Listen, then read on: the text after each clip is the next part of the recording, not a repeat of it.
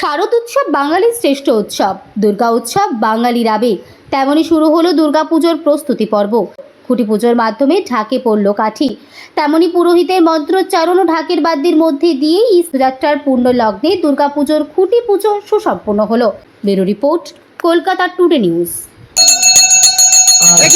মুখ্যমন্ত্রী মমতা ব্যানার্জি দীঘায় রথযাত্রা করেছে এবং আমাদের সেনাপতি অভিষেক ব্যানার্জির সহযোগিতায় আমরা দক্ষিণ চব্বিশ পরগনার জেলা পরিষদের কর্মদক্ষ হিসেবে আমার ক্লাবে আমরা এই কারণেই করতে চাইছি যে মমতা ব্যানার্জিকে উৎসর্গ করে যে সারা পশ্চিমবাংলার লোক এবং সারা দক্ষিণ চব্বিশ লোক দেখুক। এটা ওই লোকটার নামই তো আমি শুনিনি, আপনি করতে জোগাড় করে আনলাই বুঝলাম না।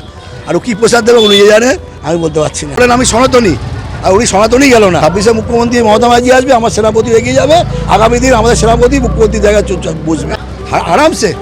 আপনি বিরোধী খুঁজে পাওয়া যাচ্ছে না তো। আমার নাম জয়ন্ত ভদ্র, দক্ষিণ চব্বিশ জেলা মৎস্য প্রাণী সম্পদের কর্মদক্ষ। আজকের যে অনুষ্ঠান উদ্যোক্তাদের আমরা আন্তরিক ধন্যবাদ জানাই। আশা করি আগামী দুর্গাপুজোর দিনগুলো সবার ভালো কাটবে। যদি অনেক দেরি রয়েছে, কিন্তু এই যে ঢাকের কাঠি পড়ে গেল, এতেই ঠিক দুর্গোৎসবের আগমনী বার্তা দিয়ে দিল। আজকে অত্যন্ত পূর্ণ দিন। এই পূর্ণের দিন এখানে রথযাত্রার দিনে নতুন করে রথ বার করবেন এবং যারা এই উদ্যোক্তা তাদের আমি ধন্যবাদ জানাই। আমাদের বারুইপুরের রথযাত্রাতে অনেক রথ বেরোয়, বড় বড় রথ বেরোয়। মানুষের নিজস্ব ভক্তির বহিঃপ্রকাশ কীভাবে করবে সেটা তাদের ব্যক্তিগত ব্যাপার। যেমন যারা রাজনৈতিক দৃষ্টিভঙ্গি নিয়ে চলে তারা প্রত্যেকে আমার কথাতেও রাজনীতি দেখবে, চলন বলনেও রাজনীতি দেখবে।